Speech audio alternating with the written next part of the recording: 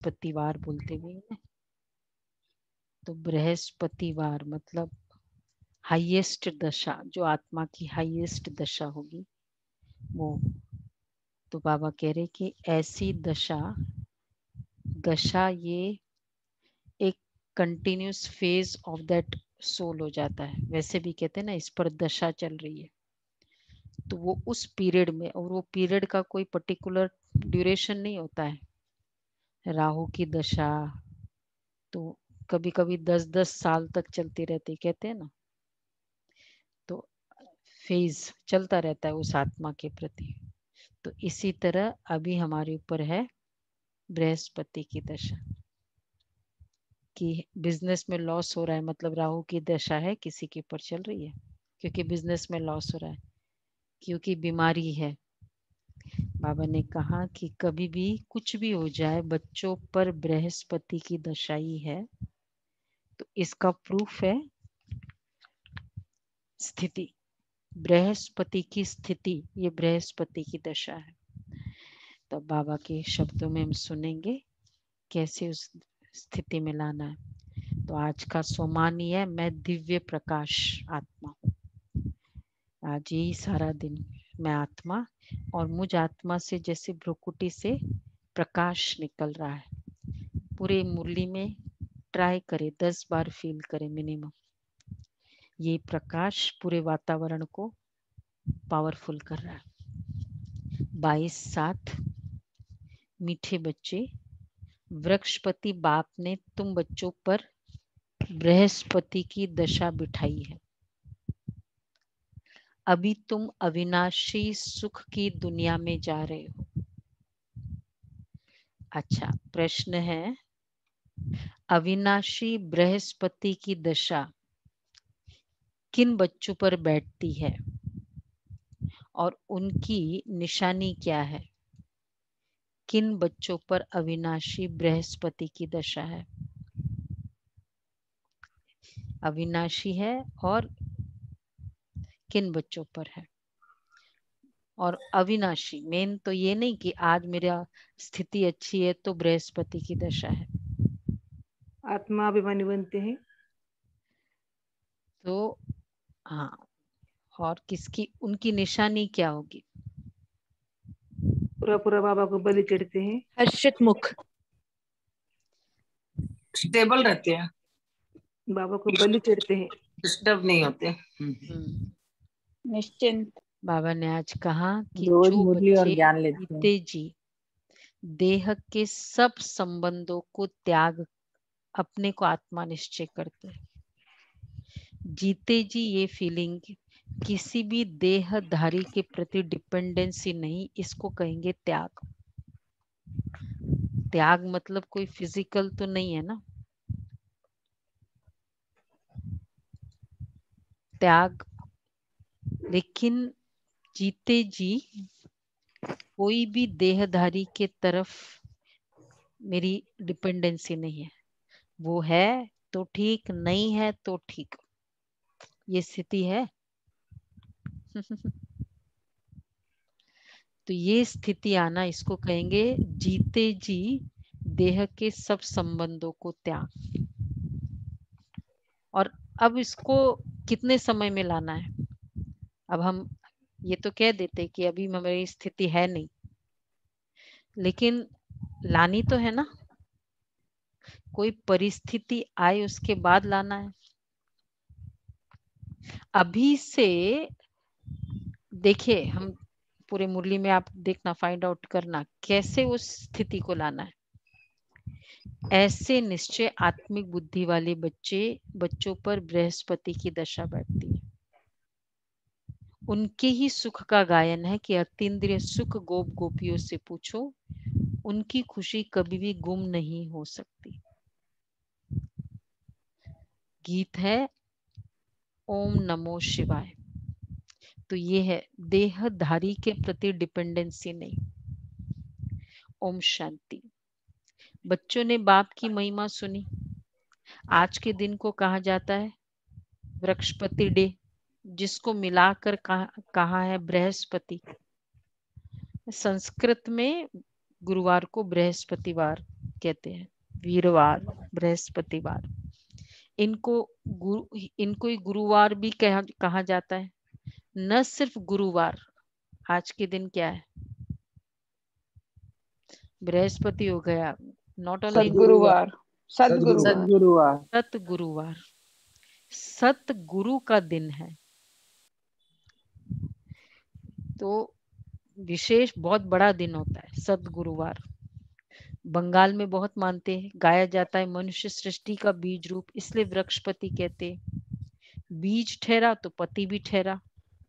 वृक्ष के बीज को बाप भी कहेंगे, को उनसे वृक्ष उत्पन्न होता है, मतलब पिता है ना, बीज को, बीज के थ्रू पूरा वृक्ष तो पिता है। यह है मनुष्य सृष्टि रूपी झाड़, इनका बीज ऊपर में है। वृक्ष के, तुम जानते हो हम सब, हम बच्चों पर अब अविनाशी, सॉरी, वृक्ष बीज ठहरा तो पति भी ठहरा, उनसे वृक्ष उत्पन्न होता है। तुम जानते हो हम बच्चों पर अब अविनाशी बृहस्पति की दशा है। क्यों? क्योंकि अविनाशी स्वराज्य मिल रहा है। सत्युग को कहा जाता है अविनाशी सुखधाम, और कलयुग को कहा जाता है, सत्युग को कहा जाता है अविनाशी सुखधाम, कलयुग को कहा जाता है विनाशी दुखधाम। विनाशी दुखधाम। एक तो दुख धाम, दुख का धाम, और वो भी विनाशी।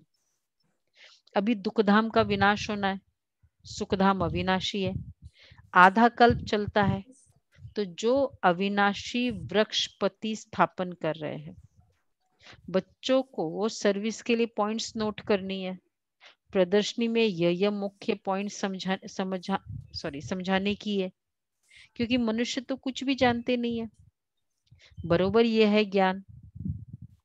अब बाप ये ज्ञान देते ही है नई और पुरानी दुनिया के बीच में, फिर ये प्राय लोप हो जाता है।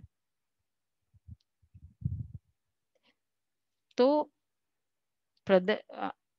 अगर यह चक्र, देवताओं को तो ये ज्ञान होता ही नहीं है, अगर ये चक्र का ज्ञान हो देवताओं को, तो फिर तो राजाई में मजा ही ना आए कि अब ये होने वाला है, ये बात होने वाली है हमारे साथ। अभी भी तुमको ख्याल होता है ना, देखो ये देवताओं की, ये बाबा क्यों कहते कि चक्र का ज्ञान नहीं होना चाहिए, नहीं होगा ना। अभी भी जो बच्चे जैसे पूरा चक्र समझ लेते हैं ना, तो शुरू शुरू में एक क्वेश्चन भी आता है कि क्या फायदा, फिर नीचे ही तो उतरना है, चढ़ना थोड़ी अभी अभी है, और फिर नीचे ही उतरना है, फायदा क्या है।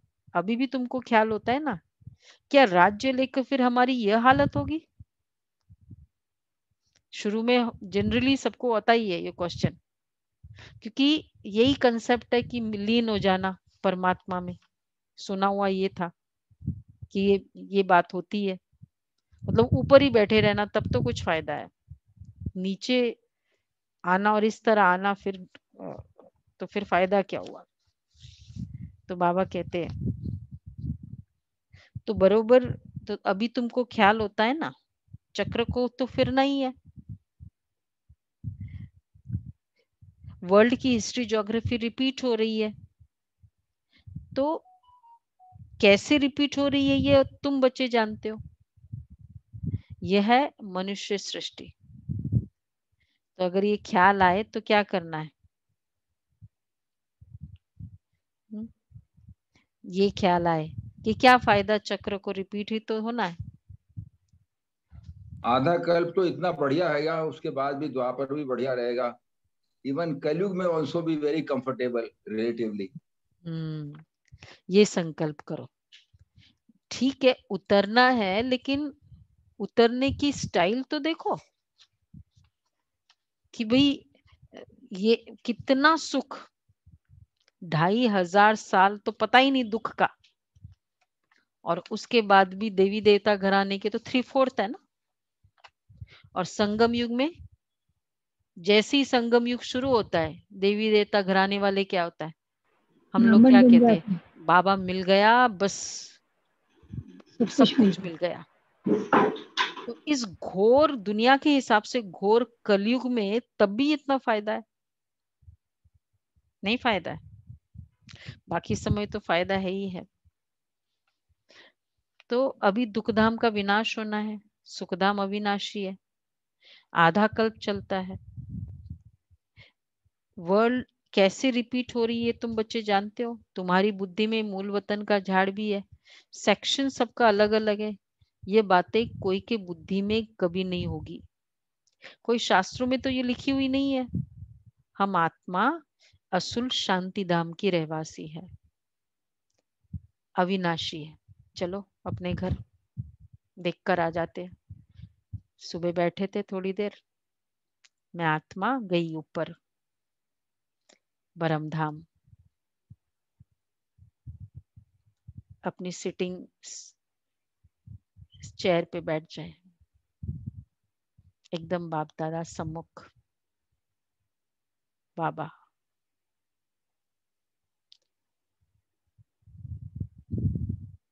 सन्नाटा चारों तरफ, रेड लाइट। ओके, तो ये है मैं आत्मा परमधाम में, वहां की हूँ। याद आता है? हम आत्मा असुल वहां की रहवासी, असुल में। वैसे भी अभी हम चाहे कितने भी बड़े सारे घर में रह रहे हो, जो भी प्रिविलेजेस है, लेकिन जब हमारा पेरेंट्स का घर याद करते हैं, एकदम ओरिजिनल घर, उसको याद करके क्या होता है? वो खुशी अलग होती है। चाहे वो बहुत सिंपल है, आज की तरह इतने ना गाड़ियां ना कुछ भी है, फिर भी लगता है ना अच्छा। वो लगता है कि ये लगता है बचपन के दिन भुला न देना। तो बाबा इसलिए कह रहे हैं कि तुम्हारी बुद्धि में मूल वतन का झाड़ भी है।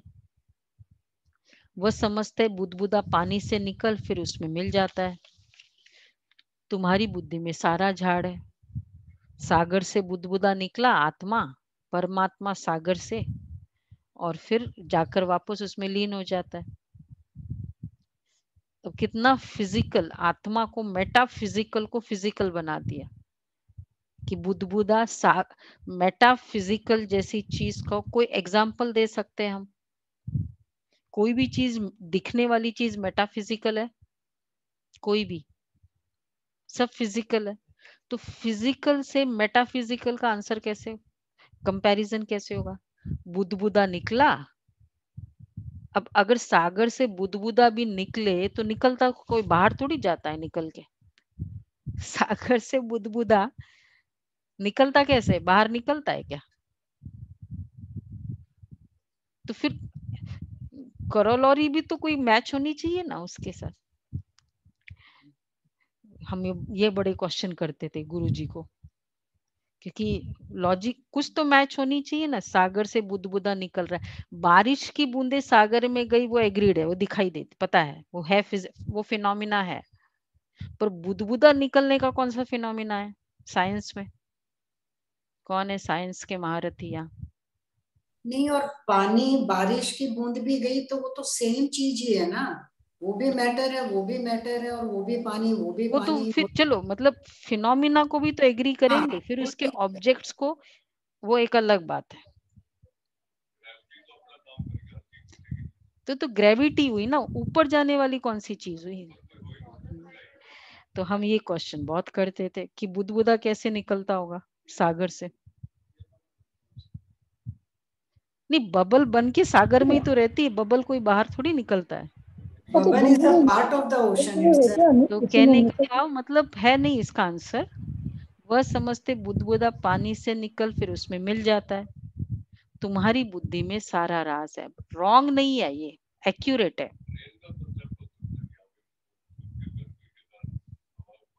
बाफ निकलती है ना सागर से, बुदबुदा थोड़ी निकलता है, वो तो राइट है, पर बाफ है, स्टीम है। आत्मा अविनाशी है, जिसमें सारा पाठ नोंदा हुआ है। ये चक्र का नॉलेज कोई शास्त्रों में नहीं है। भल कहाँ का स्वास्तिका भी दिखाते हैं। चक्र की सिर्फ ऐसे ऐसे लकीर लगा देते हैं, जिससे सिद्ध होता है अनेक धर्म के थे। बाप ने समझाया है मुख्य धर्म और शास्त्र है 4।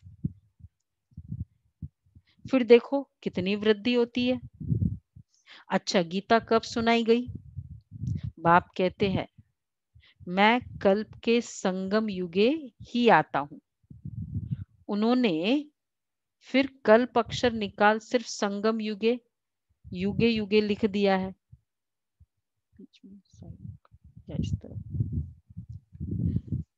ऐसे नहीं कि त्रेता के, अब युगे युगे युगे कैसे,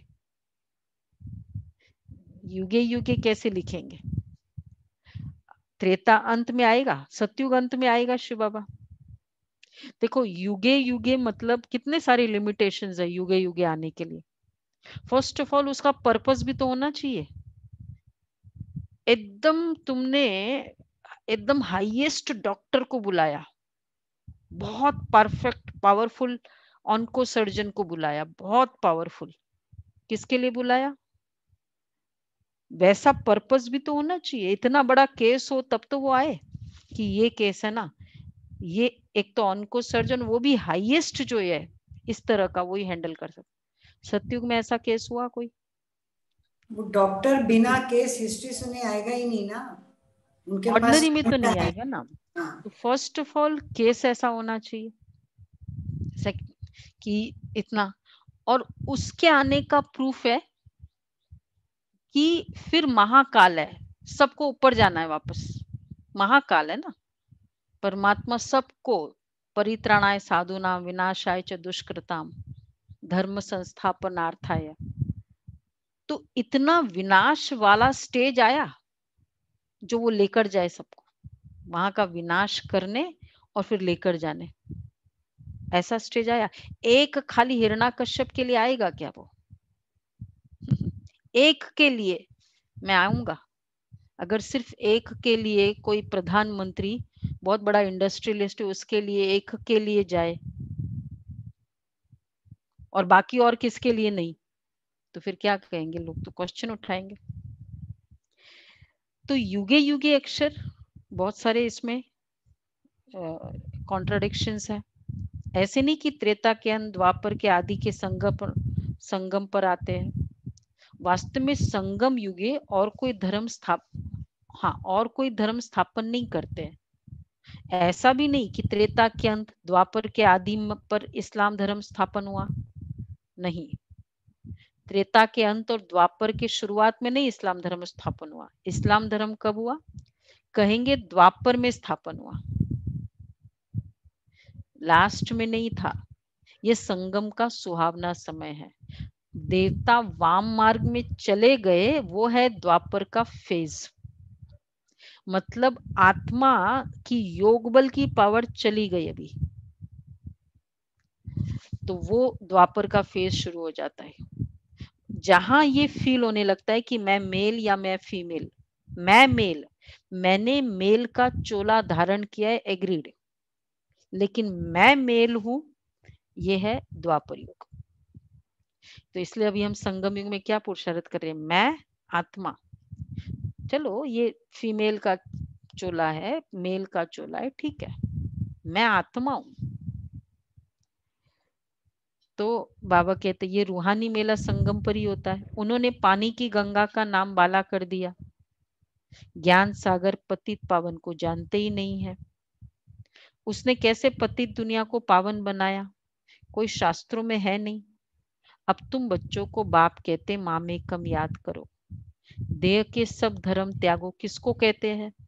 आत्माओं को। इसको कहा जाता है जीते जी मरना। देह के सब धर्म त्याग करना। मनुष्य शरीर छोड़ते तो देह के सब संबंध छूट जाते हैं ना। देह की डिपेंडेंसी, वही लगाव का प्रूफ अभाव में पता चलता है। कितना लगाव है, कितनी डिपेंडेंसी है। मतलब उतना मेरा बाबा के प्रति प्यार नहीं था जितनी डिपेंडेंसी है। कितना परसेंटेज कहेंगे? अपना अपना परसेंटेज सोचो, कितनी मेरी बच्चे पर डिपेंडेंसी है, युगल पर डिपेंडेंसी है, और जो भी मेरे साथ रहते हैं कितना है उसके ऊपर। जितना उसका सुख मिल रहा है ना, उतना उसकी डिपेंडेंसी है, डायरेक्ट प्रोपोर्शनल है। इतना सुख उससे मिल रहा है, बड़ा मजा आता है, बच्चों के साथ खेलते हैं ना, बहुत मजा आता है, उतनी उस आत्मा के साथ डिपेंडेंसी है, और उतना ही लगाव है, मतलब उतना बाबा कम है। निकाले अभी अपना निकालना, अगर अच्छा फिगर है तो ठीक है। कितना फिगर है? ज्यादा है? 50% प्लस किसका है? डिपेंडेंसी। 50% प्लस पता चल जाता है ना अपना कितना है। अच्छा, कोई नहीं है, सब 50 से कम है, मतलब आत्माओं के साथ की डिपेंडेंसी की बात है। 50% प्लस। बाबा पर डिपेंडेंसी ज्यादा है। अच्छा, बहुत अच्छा। 50% से ज्यादा किसका है? नहीं है, किसी का नहीं है। बहुत अच्छा है फिर तो, ये तो बड़ा अच्छा रिजल्ट है। फरिश्ता फैमिली, हाँ 50-50 तो मतलब उतना मुझे दर्द होगा, 50 वाला उतना ही दर्द होगा। आज की स्टेज 50% है, आज रात तक कितनी हो जानी चाहिए? हाँ अपना अपना परसेंटेज डिसाइड करो। Very good. फिर कल कितनी हो जानी चाहिए? बोलो बोलो बोलो, कल रात तक। हाँ बोलो दीपक भाई।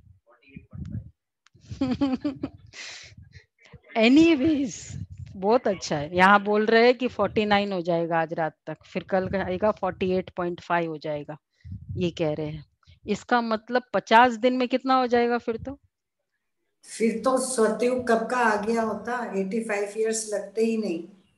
आप ही देखो अपना, बहुत सूक्ष्म है, पर्टिकुलरली जिनके साथ रहते रहते बाबा ने क्यों ये पवित्रता का स्टाइल कर दिया। उतनी आत्माओं से डिपेंडेंसी कम हमारी, इससे उससे, बच्चे से, युगल से, फिर इन लॉ से, फिर क्या है, मामे ससुर, काके ससुर, पता नहीं क्या क्या क्या क्या चलता है। बाबा ने ये क्यों स्टाइल किया? ये स्टाइल, ये कारण है। अभी विस्तार का टाइम नहीं, अभी सार का टाइम है। तो इसलिए बाबा कहते हैं कि त्रेता के द्वापर के आदि के संगम पर, अच्छा तो ये देह के सब धर्म त्यागो, इसको कहा जाते जीते जी मरना। बाप कहते जो भी देह के संबंध है वह सब छोड़ अपने को आत्मा निश्चय करो, निश्चय आत्मिक बुद्धि बनो। जितना जास्ती याद करेंगे तो बृहस्पति की दशा होगी, जास्ती याद करेंगे। जांच करो हम शिव बाबा को कितना याद करते हैं, याद से ही कट निकलती जाएगी और तुमको खुशी होगी। तुम महसूस कर सकते हो हम आत्मा कितना बाप को याद करते हैं। अगर कम याद करेंगे तो कट भी कम निकलेंगे, खुशी भी कम रहेगी, पद भी कम पाएंगे। कम याद करेंगे, कम खुशी, कट भी कम निकलेगा, खुशी भी कम, पद भी कम। आत्मा ही सतो रजो तमो में आती है। आत्मा ही इस समय का ही गायन है, गोप गोपियों के अतीन्द्रिय सुख, और कुछ भी याद नहीं पड़ता सिवाय बाप के, तभी खुशी का पारा चढ़ा रहेगा। अंडरलाइन, सिवाय बाप के खुश और कोई याद ना आए, मतलब कोई भी परिस्थिति में बाबा बाबा, तो खुशी का पारा चढ़ा रहेगा। दादियों की क्या स्थिति थी? कोई भी दादी का लगा कि इस आत्मा को याद किया, उस आत्मा को याद किया। आज सुनेंगे ना चंद्रमणि दादी का, बहुत पावरफुल है। हमारे ऊपर बृहस्पति की दशा अथवा सदगुरु की दशा है, फिर कभी खुशी गुम हो जाती है तो कहते हैं बृहस्पति की दशा बदल राहु की दशा बैठी। कोई बहुत साहूकार होते हैं, इसलिए ये दशा है ना बड़ा इंडिविजुअल है। दशा वैसे भी क्या बोलते हैं, सामूहिक नहीं होती है। मतलब अगर मैं कहूँ कि आज बृहस्पति की दशा है तो सबके लिए वो दशा नहीं है। किसी का बिजनेस लॉस हो रहा है तो कहते हैं इसके राहु की दशा है, किसी की शनि की दशा चल रही होता है ना ऐसा। नहीं तो अगर वो स्टार्स होता, ज्योग्राफिकल फिनोमिना होता, तो वो तो एक कॉमन है ना। अभी रात है, सुबह है, तो सबके लिए सुबह है ना। ऐसा थोड़ी कि किसी के लिए दोपहर है, एक ही कमरे में रह रहे हैं, किसी के लिए दोपहर है तो किसी के लिए शाम है। तो ज्योग्राफिकल फिनोमिना नहीं है, तो ये स्टार से कनेक्शन है। अब ये क्या करते हैं, वो टॉरस है और सजाइटरस है, और स्टार्स क्या है डेज से अकॉर्डिंग स्टार्स होता है, सोचने की बात है। ये तो आत्मा की संकल्पों के आधार पर है ना दशा। तो जैसे मेरे संकल्प वैसा मेरी स्थिति, वो मेरी दशा। तो ये टॉरस हूं तो मेरी दशा बहुत अच्छी होगी। कोई स्टैंडर्ड है ही नहीं, इसलिए वो स्टार्स है। आत्मा स्टार, आत्मा के संकल्प। तो बाबा कहते हैं अभी दशा कौन सी है हमारी। फिर कभी यही है, बृहस्पति के बाबा के बच्चे बन गए, हमारी बृहस्पति की दशा शुरू। और मतलब मेरा कल्याण ही कल्याण है हर जगह, ये फीलिंग आती है ऑलवेज। मेरा ब्रह्मा बाबा में अपशब्दों की वर्षा हुई, कल्याण हुआ या अकल्याण हुआ। आज हमारे लिए एग्जाम्पल होता नहीं ना, अगर बाबा के से वो गालियों की वर्षा नहीं होती तो नहीं होता ना, हमारे लिए क्या एग्जाम्पल होता। तो कल्याण। फिर कभी खुशी कम हो जाती है तो कहते बृहस्पति की दशा बदल राहु की दशा है। कोई बहुत साहूकार होते, कोई सट्टा लगाया, यह देवाला निकला। भारत में जब ग्रहण लगता है तो कहते दे दान तो छूटे ग्रहण। तुम्हारा देवी देवता धर्म भी 16 कला संपूर्ण था, उनको ग्रहण लगा हुआ है, राहु की दशा बैठती है, इसलिए देवताओं के आगे जाकर गाते हैं आप सर्वगुण संपन्न, हम पापी कपटी। अभी तुम समझते हो राहु का ग्रहण लगने से सब काले बन गए। चंद्रमा की पिछाड़ी में लकीर जाकर रहती है, बाप भी समझाते। तुम देवी देवताओं के भी चित्र रह गए, तो लकीर रह जाती है, नाम मात्र निशानी कि चंद्रमा है। तो क्रेसेंट मून, वो मून नहीं होता है, उसलिए क्रेसेंट मून कर दिया, वो लकीर है। तो अभी क्या है इससे कनेक्शन हमारा देवी देवताओं का। कलयुग में लास्ट में जाकर सब तमोगुण प्रधान हो इस गए। तरफ बैठे ना, इस तरफ दोनों चेयर कर दो।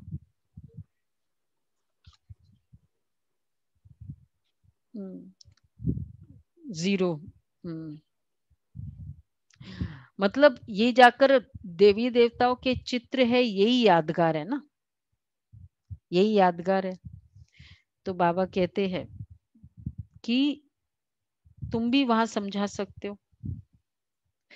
गीता ही चंद्रमा की पिछाड़ी में लकीर जाकर रहती है, तो देवी देवताओं के चित्रों की निशानी यही है उसका। गीता ही आदि सनातन देवी देवता धर्म का शास्त्र। मतलब जैसे वो यादगार है ना कि मून था ऐसा, फुल मून, क्रेसेंट मून क्या याद करा दिलाता है। समटाइम वो एक पूरा फुल मून था, पूर्णिमा का चांद था। इसी तरह देवी देवताओं के चित्र निशानी रह गई है, क्या याद दिलाते। एक समय ऐसे 33 करोड़ देवी देवता थे, उसी जगह था जहां चंद्रमा का आज क्रेसेंट मून है, वही जगह था। तो उसी जगह ये सब था। गीता ये आदि सनातन देवी देवता धर्म का शास्त्र है, परंतु ये अपने धर्म को नहीं जानते, रिलीजियस हेड्स की कॉन्फ्रेंस करते। तुम वहां भी समझा सकते हो, ईश्वर सर्वव्यापी तो है नहीं, वो तो बेहद का बाप है, बच्चों को आकर वर्षा देते हैं। साधु संत आदि को तो वर्षा मिलता नहीं, तो मानेंगे कैसे। तुम बच्चों को ही वर्षा मिलता है। मुख्य बात है ही यह सिद्ध करने की कि ईश्वर सर्वव्यापी नहीं है। शिव जयंती होती है, शिव जयंती कहो अथवा रुद्र जयंती कहो, रुद्र ये ज्ञान यज्ञ रचते हैं, है तो शिव, वही गीता ज्ञान यज्ञ है। जिससे विनाश ज्वाला प्रज्वलित हुई। प्रैक्टिकल में तुम देखते हो कैसे यज्ञ का जनरली होता है, जो असुर ने यज्ञ रचा था कि उससे शक्ति मिले और विनाश हो जाए ऑपोजिट पार्टी का। तो बाबा कहते इसलिए ये भी गीता ज्ञान यज्ञ है कि इससे शक्ति मिले और असुरों का विनाश होगा, अर्थात पुरानी दुनिया का विनाश। और अभी अव्यक्त इशारे में था ना,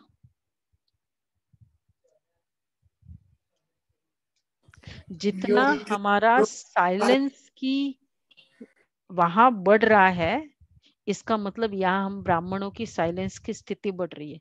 silence and spiritual science hand in hand जाता है। साइंस के साधन कम यूज हो रहे हैं तो साइलेंस भी कम यूज हो रहा है। अभी क्या लग रहा है, बढ़ रहा है, थर्ड वेव आना चाहिए। जो भी आएगा ड्रामा अनुसार, जो भी सीन आएगी ड्रामा में, हमारी साइलेंस का प्रूफ है। तो बाबा कहते हैं वही गीता ज्ञान यज्ञ है।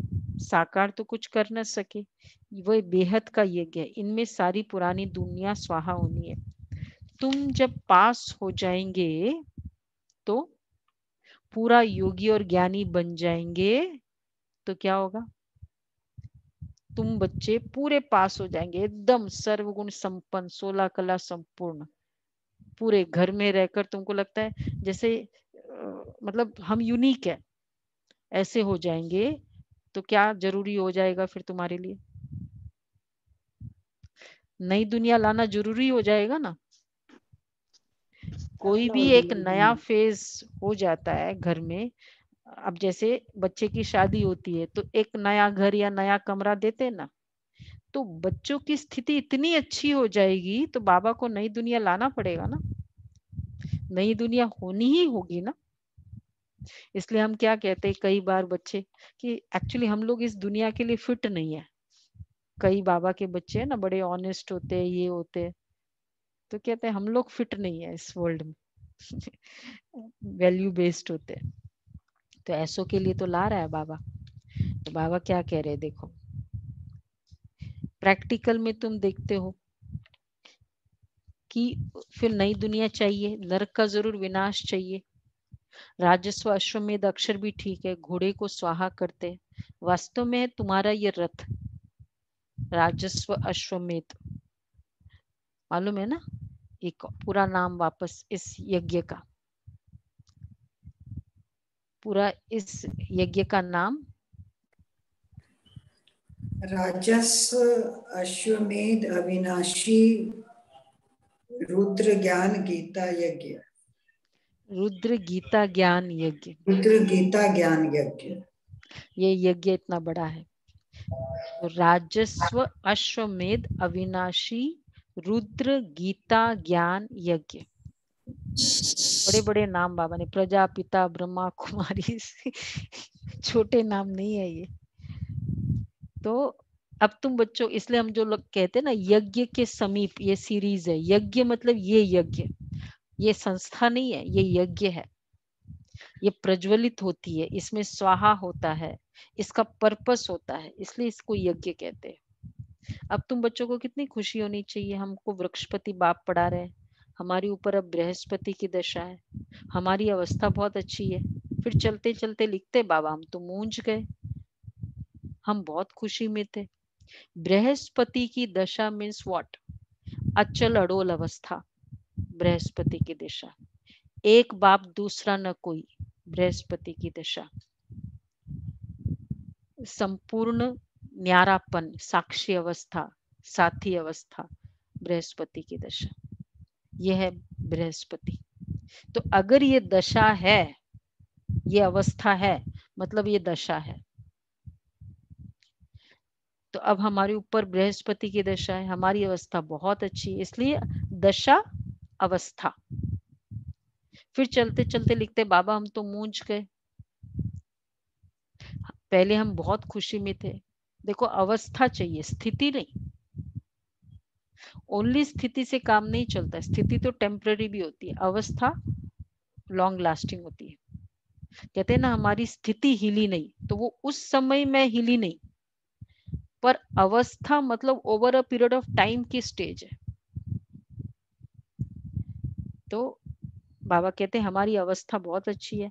फिर चलते चलते लिखते बाबा हम तो मूंझ गए, पहले हम बहुत खुशी में थे, अब पता नहीं क्या हुआ। यहाँ आकर बाप का बनना बड़ी यात्रा है, वहां तीर्थ यात्राओं पर जाते तो कितने पैसे खर्च करते, अब यहाँ तो दान करने की बात ही नहीं है, इनमें कुछ भी पैसा खर्च नहीं करना है।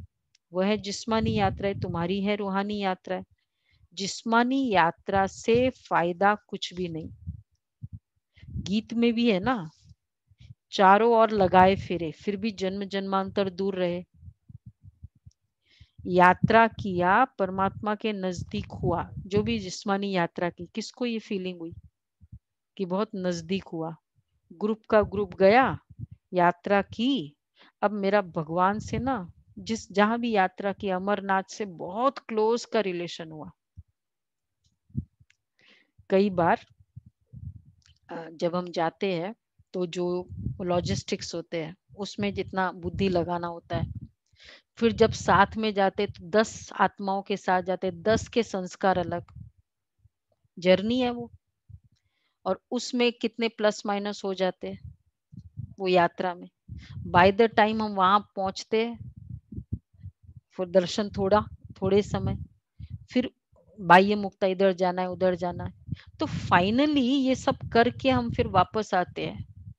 कौन सी ज्यादा मेमोरीज रहती है, वो दर्शन वाली जो 5 मिनट किया, या ये 1 घंटा, या मतलब 10 दिन उन आत्माओं के साथ रहे, प्लस माइनस हुआ, कुछ बोलचाली हुई, कौन सा रिमेन्स ज्यादा रहता है? 5 मिनट्स या आधा घंटा, या ये वाला पैकेज है ना पूरा, वो भी चाहिए, वो भी अच्छा लगा। 5 मिनट वाला, 5 मिनट वाला बहुत अच्छा है, फिर तो स्थिति बहुत अच्छी है। हाँ 5 मिनट वाली जिसकी है तो फिर और कुछ नहीं, उसने बहुत बोला होगा, तुम स्टेशन पे लेट आए, फिर सब लोगों को बहुत खराब लगा, सब लोगों ने बोला, कुछ याद नहीं रहेगा। ये स्थिति है 5 मिनट वाला, मतलब 5 मिनट वाला। नहीं 5 मिनट ही ज्यादा ध्यान रहता है। रहती हाँ है। 5 मिनट ज्यादा दान। फिर तो अच्छी स्थिति है, फिर तो हाँ ऐसे भी है हमारे पास रतन जिनकी इतनी स्थिति है, भाई हमारी तो नहीं रहती। ये जिसकी रहती है तो बहुत अच्छा है।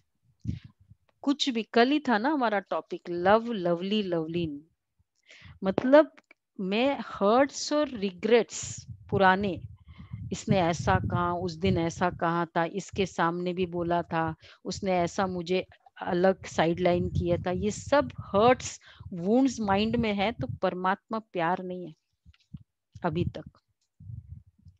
तो ये बहुत इम्पोर्टेंट है। हम यात्रा पर जा रहे हैं, इसलिए बाबा कहते कितना खर्च करते हैं। अब यहाँ तो दान करने की बात ही नहीं है, इसमें कुछ पैसा खर्च नहीं करना है। वह है जिस्मानी यात्रा है, तुम्हारी है रूहानी यात्रा। जिस्मानी यात्रा से फायदा कुछ भी नहीं। गीत में भी है ना, चारों ओर लगाए फेरे फिर भी जन्म जन्मांतर दूर रहे। अभी तुम समझते हो कितनी ढेर यात्राएं की होगी, कहाँ ना कहाँ मनुष्य जाते जरूर है। हरिद्वार में गंगा जी पर जरूर जाते, पतित पावनी गंगा समझते हैं ना। अब वास्तव में तुम हो सच्ची सच्ची ज्ञान गंगाएं, ज्ञान गंगाएं है ना। क्यों? पतित पावनी, ज्ञान में स्नान कर कर कितने पावन बने। एक साल से जो स्नान कर रहे हैं, ऑनलाइन ही स्नान किया, कितने पावन बने। किसको लगता है कि मेरी स्थिति ना बढ़ रही है, और अगर 1 महीना का रिव्यू करूं तो रियली बढ़ गई है। कितनों को लगता है? मेरे को लगता है ना, देखो बहुतों के हाथ बहुत ऊपर है। है। यहाँ क्या हुआ? मेरे को भी लगता है, किसको लगता है? मेरे को लगता है। हाँ, चाहे 1% 2% स्थिति, तो पतित पावन क्या हुआ? नदी स्वभाव चेंज हुआ, तो ज्ञान से चेंज हुआ ना, सब लोग कहते हैं। तो बाबा कहते हैं फिर तुम पुजारी हाँ, तो ये है ज्ञान गंगा। तुम्हारे पास भी बहुत आकर ज्ञान स्नान करते। बाबा ने समझाया सदगुरु एक है, सर्व का सदगति दाता, सिवाय एक सदगुरु के और कोई गुरु नहीं है। बाप कहते मैं तुमको कल्प कल्प संगम युग पर आकर सदगति देता हूँ। सदगति दे पुजारी से पूज्य बनाता हूँ, फिर तुम पुजारी बन दुखी बन जाते हो। यह भी अभी पता पड़ा है। बरोबर हमारा आधा कल्प राज्य चलता है, फिर द्वापर में हम सो देवी देवता वाम मार्ग में चले जाएंगे। जब रावण राज्य शुरू होता है तब से वाम मार्ग शुरू होता है। वाम मार्ग सभी को पता है क्या, किसको कहेंगे वाम मार्ग? जो नए हैं पदम भाई बताए। वाम मार्ग, वाम मार्ग बाबा हमेशा कहते हैं द्वापर से वाम मार्ग शुरू हुआ। कौन बताएगा? नए में बताओ। देह अभिमानी। देखिए राइट, विकारों में जब से गए, मतलब जब काम विकार शुरू हुआ मतलब वाम मार्ग शुरू हुआ, तो द्वापर युग से होता है। इसलिए बाबा ने कितना क्लियरली बताया, द्वापर युग शुरू जब रावण राज्य शुरू होता है तब से वाम मार्ग शुरू होता है। उनकी भी निशानियां हैं। वाम मार्ग की निशानी कहाँ है? जगन्नाथपुरी में और खजुराहो में। जगन्नाथपुरी में कि बाहर में देवताओं के, जगन्नाथ के मंदिर में जाओ तो अंदर काली मूर्ति है, बाहर में देवताओं के गंदे चित्र है। उस समय अपने को भी थोड़ी समझ में आता था कि क्या है। विकारी मनुष्य विकारी दृष्टि से देखेंगे उन चित्रों को तो समझते थे देवताएं भी विकारी थे जब ऐसे चित्र बनाए। यह लिखा हुआ है कि देवताएं वाम मार्ग में जाते। देखो रॉन्ग कुछ भी नहीं है, हम देवताएं क्या कर लिया फिर। यहाँ भी दिलवाड़ा मंदिर में जाओ। दीदी कहाँ लिखा हुआ है कि देवता वाम मार्ग में जाते हैं? शास्त्रों में आते हैं, शास्त्रों में, भागवत में सुनो ये सब बातें। ये लिखा हुआ है देवता, ये लिखा हुआ है देवताएं वाम मार्ग में जाते हैं। ड्रेस भी देवताओं की दी है। यहाँ भी दिलवाड़ा मंदिर में जाओ तो ऊपर में स्वर्ग लगा हुआ है, नीचे तपस्या में बैठे। इन सब राजों को और कोई जानते नहीं है, इसलिए जाओ जहां जाना है जाओ, देखते हुए कनेक्ट करो। एक ही स्टाइल हमारा, पिक्चर्स मेमोरीज अभी की, द्वापर युग की, और रियलिटी है संगम युग या सतयुग की। तो हर चित्र जो देखते हैं उसके पीछे की रियलिटी को समझे। बाबा का तो अनुभवी रथ है ना। तुम अब बच्चे अब समझ रहे हो आत्मा और परमात्मा अलग रहे बहुकाल। तुम जो पहले अलग हुए हो फिर तुम ही आकर मिलते हो। सतयुग का फर्स्ट प्रिंस है श्री कृष्ण। कृष्ण का बाप भी तो होगा ना। कृष्ण के माँ बाप का इतना कुछ दिखाते नहीं है, सिर्फ दिखाते हैं माथे पर रखकर नदी से उस पार ले गया। राजा आदि कुछ नहीं दिखाई है श्री कृष्ण के माँ बाप का, पेरेंट का। देखो कितना एक्यूरेट है। वासुदेव, देवकी, नंद राजा या जो भी है, उनकी राजा ही नहीं दिखाई है। श्री कृष्ण के लिए तो इतना गायन है और उनके माँ बाप का तो कुछ भी नहीं। तो कृष्ण के माँ बाप का इतना कुछ दिखाते ही नहीं है, राजा आदि कुछ भी नहीं दिखाई है। ये क्यों नहीं दिखाई है ये भी क्लियर है सबको?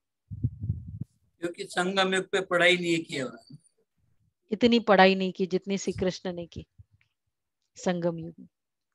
क्योंकि पहले होता है ना फर्स्ट योग बल का बच्चा, तो वो माँ बाप यहीं के है, संगम युग के, एडवांस पार्टी की। क्लियर है ये सब दीपिका बहन? क्लियर है राज? ये एडवांस पार्टी की आत्माएं। हाँ, अब ये मतलब ऐसे क्लासेस में हुआ है ये डिस्कशन कि भाई फाइनली जैसे होगा कि सब सत्ताएं फेल होगी, पॉलिटिकल जो भी प्रधानमंत्री स्टाइल आदि ये सब फेल हो जाएंगे, फाइनली प्रेसिडेंट रूल हो जाएगा। प्रेसिडेंट रूल भी नहीं होगा उसके बाद, वो भी फेल, मिलिट्री रूल होगा, और उस समय फिर वो देश में मतलब एक ऐसा आत्मा होगी जो मतलब बहुत पावरफुल इमर्ज होगी और डिवाइन, उसको राज्य मिलेगा। ऐसे अब मतलब ये कोई मुरली में नहीं आया इसलिए हम इसको कंफर्मेशन नहीं कहेंगे। बाबा खोलेगा धीरे धीरे राज, संदेश के द्वारा खोल देगा। तो बाबा कहते हैं फिर वो श्री कृष्ण का फादर, मतलब ये कहने का भाव ये था। तो नीचे तपस्या में बैठे, इन सब राजों को और कोई नहीं जानते। अभी तुम जानते हो इस समय कृष्ण की आत्मा ने अच्छी रीति पढ़ाई पढ़ी है, जिस कारण माँ बाप से भी उच्च पद पाया। श्री कृष्ण की आत्मा ने इतना उच्च पद पाया। तुम समझते हम श्री कृष्ण की राजधानी में थे, स्वर्ग में तो थे ना। फिर हम चंद्रवंशी बने, अब फिर सूर्यवंशी बनने के लिए श्रीमत पर चल पावन बन पावन दुनिया के मालिक बनेंगे। हर एक अपनी अवस्था को देखे। आप इस समय हर एक अपनी अवस्था को देखें। अब देखो आज चेक करो, मैं आत्मा इंडिपेंडेंट, नो डिपेंडेंसी। अगर हम इस समय शरीर छोड़े तो किस गति को पाएंगे? 50% अभी का अपने परसेंटेज देखो। इस समय शरीर छूट जाए, बहुत डीप चेकिंग करनी है। हर एक समझ सकते, जितना बाप को याद करेंगे उतना विकर्म विनाश होंगे। मनुष्य के ऊपर कोई आफते व दुख आता है तो देवाला निकालते, तो साधुओं का जाकर संग करते। फिर मनुष्य समझते ये तो भगत आदमी है, ठगी थोड़ी करेंगे। ऐसे मतलब किसी का देवाला निकल गया, साधु का संग किया, फिर वो साधु बन गया। फिर दूसरे मनुष्य समझते ये तो भगत आदमी है, ठगी थोड़ी करेंगे। ऐसे ऐसे भी 2-4 वर्ष में बहुत धनवान हो जाते हैं स्पिरिचुअलिटी के नाम पर। फिर अभी आया था 2-3 दिन न्यूज़पेपर में ऐसा केस, डेकॉइट था, साधु बन गया। फिर जो भी हुआ वो हम सब जानते हैं। उन्हों के बहुत छिपे हुए पैसे होते हैं, हर एक अपनी बुद्धि से समझ सकते हैं। तुम्हारे में भी जो भी बहुत है, जो बहुत कम याद करते हैं। इसलिए बाबा कहते हैं अपना कल्याण चाहते हो तो अपने पास नोटबुक रखो, चार्ट नोट करो। हम सारे दिन में कितना समय याद में रहे, 1 सेकंड। चलो वापस परम धाम बाबा के पास।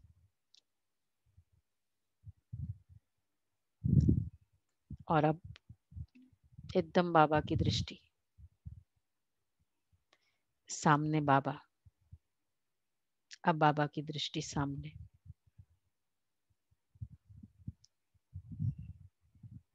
ओके, कितना याद करते हैं, चार्ट नोट करो।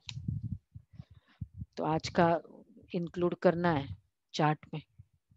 कितना 1 घंटे में कितना याद किया बाबा को, 1-1 घंटे का देखे।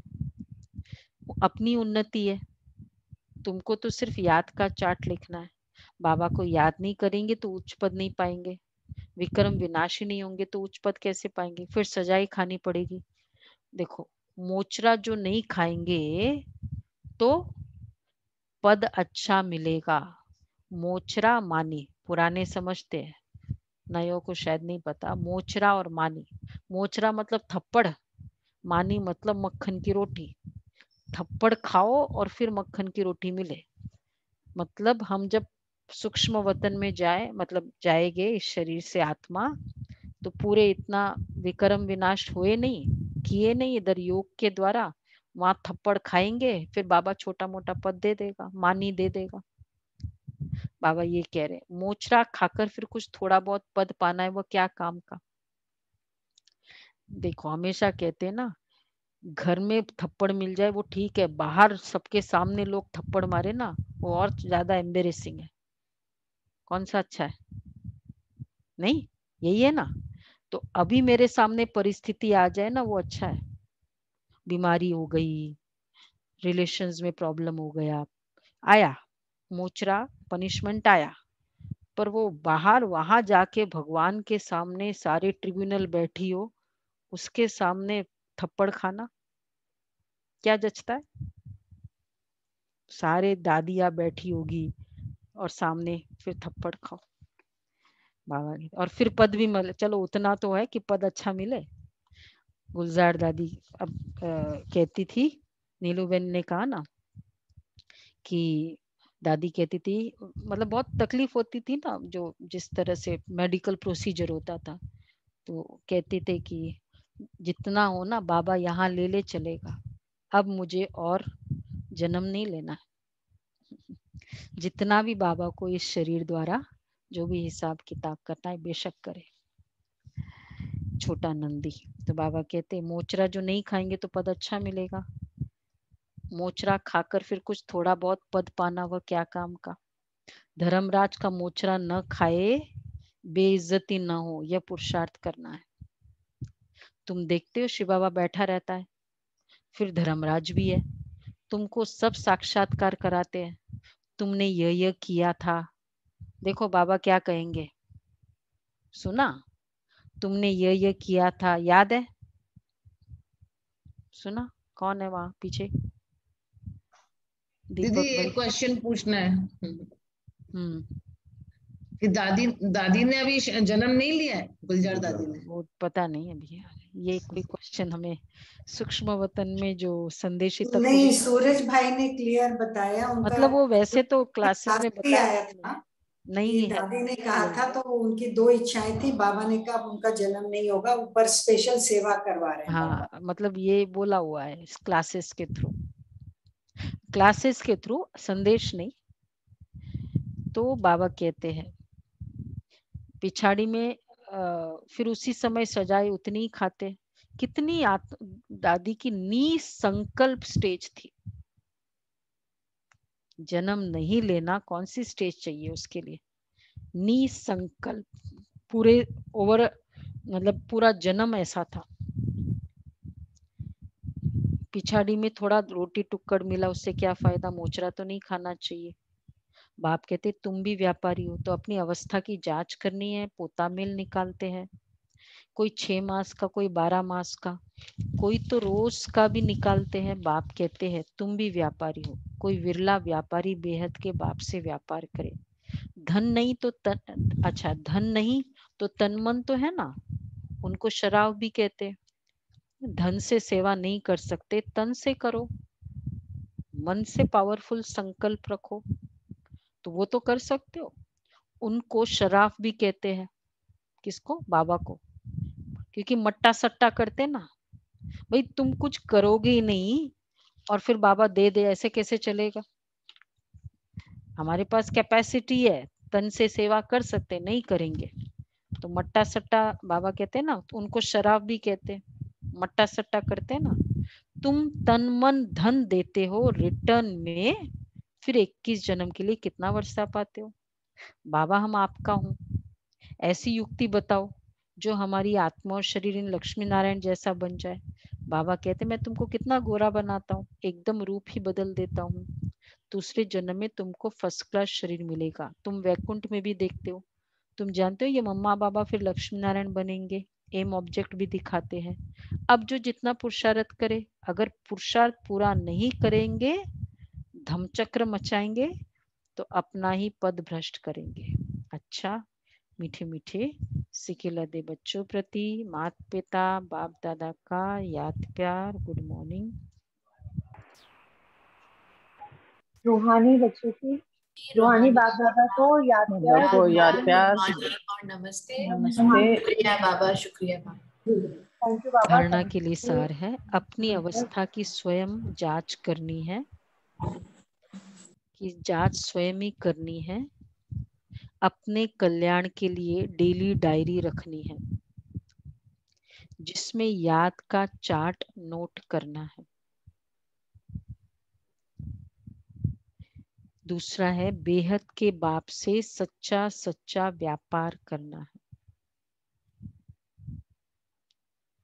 अपना तन मन धन बाप हवाले कर 21 जन्मों के लिए रिटर्न लेना है।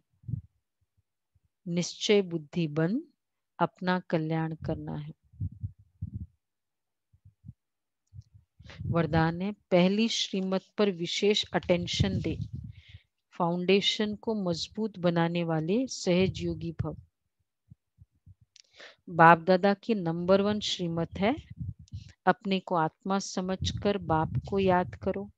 यदि आत्मा के बजाय अपने को साधारण शरीरधारी समझते हो तो याद टिक नहीं सकती। वैसे भी दो चीजों को जब जोड़ा जाता है ना तो पहले समान बनाते हैं। ऐसी आत्मा समझकर याद करो तो याद सहज हो जाएगी। यह श्रीमत ही मुख्य फाउंडेशन है। इस बात पर बार बार अटेंशन दो तो सहज योगी बन जाएंगे। तो ये वाला आज का सोमान, मैं आत्मा हूँ, दिव्य प्रकाश। जब तक आत्मा नहीं समझा तो याद नहीं होगी।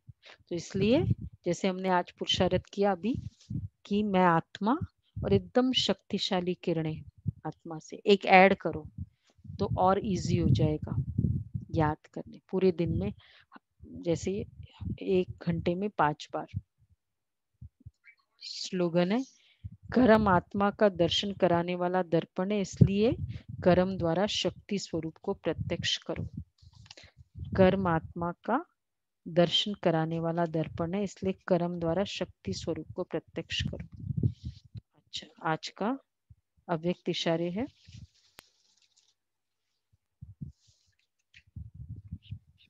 जितना स्थापना के निमित्त बने हुए ज्वाला रूप होंगे उतना विनाश ज्वाला प्रज्वलित प्रत्यक्ष होगी।